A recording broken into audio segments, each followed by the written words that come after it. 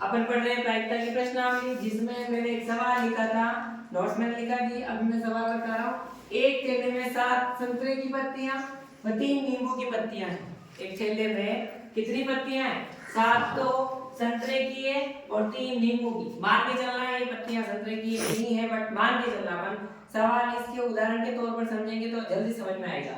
तो 7 तो संतरे की है, जैसे मेरे पास ये 7 संतरे की पत्तियां हैं, ठीक है, और 3 नींबू की पत्तियां हैं। अब अपन चलेंगे सवाल में। निम्न की प्रायिकता आपको ज्ञात करनी है, ठीक है ना। पहला प्रश्न पूछा आपको संतरे की पत्ती आने की प्रायिकता ज्ञात करो। दूसरा पूछा आम की पत्ती आने की प्रायिकता। तीसरा पूछा सभी पत्ती आने की प्रायिकता। और चौथा पूछा है संतरे की पत्ती न आने की प्रायिकता ज्ञात करो। तो मैंने हल लिखा है। हल में लिखते ही मैं लिखा है संतरे की, पहले मैंने क्या बताया, कुल परिणाम निकालना, फिर सूत्र लगाओ और फिर जो जो प्रश्न पूछे उनके आंसर करने। देखो संतरे की पत्तियां, इसमें कितनी है? संतरे की पत्तियां 7, यानी 7। नींबू की पत्तियां बराबर 3, ये 3। और पत्तियां है इसमें नहीं है, तो कुल परिणाम लिख देंगे अपन 7 और 3 10। यानी मेरे पास कुल कितने परिणाम है? ये 10 परिणाम है मेरे पास टोटल, ठीक है। 10 परिणाम में से अब आपको पहला पूछा है संतरे की पत्ती आने की प्रायिकता। पाओ इधर, संतरे की पत्ती आने की प्रायिकता। देखो मान लो ये है संतरे की, ये संतरे की मान ली 7 और ये आपको नींबू की पत्तियां मान ली, ठीक है। इसमें क्या बोला? टोटल तो हो गया 10। तो एक बार तो अपन को क्या लिखना है सब में, बट्टे में कुल परिणाम सबका क्या रहेगा? 10। यानी कुल परिणाम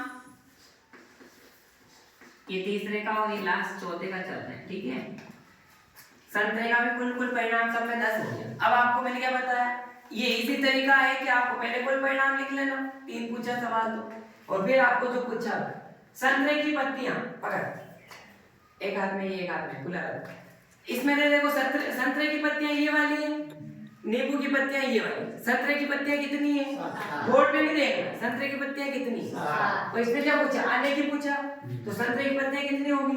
7 और कुल परिणाम 10। यानी संतरे की पत्ती आने की प्रायिकता क्या हो जाती है? 7/10 हो जाती है। दूसरा पूछा आम की पत्ती आने की प्रायिकता।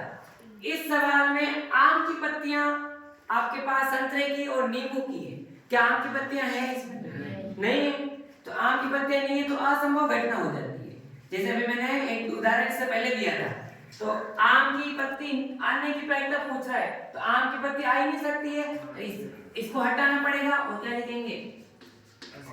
असंभव घटना का योग बराबर 0। यानी असंभव घटना का योग क्या हो जाता है? 0 हो जाएगा, क्योंकि आम की पत्ती अपने पास नहीं है। अपने पास कौन सी है? संतरे और नींबू की। आम नहीं आ सकता है तो असंभव घटना। तीसरा पूछा सभी पत्तियां आने की प्रायिकता। ये पत्ती सभी लानी है। मैंने इसको बोला कि सभी पत्तियां लेके आओ, ये लेके आया। इसने अलग अलग ली, भले कैसे भी ली, लेकिन साथ में तो लेके आया। कितनी लेके आया पत्ती? 10। तो 10/10 यानी 1। तो मैंने क्या बताया था? प्रयोग की सभी प्रारंभिक घटना का योग 1 होता है। लास्ट सवाल संतरे की पत्ती न आने की प्रायिकता। आपके पास कितनी है टोटल? 10।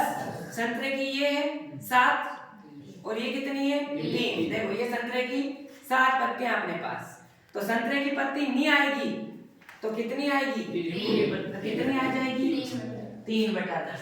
आया सवाल समझ में? आया पवन? हाँ बंद।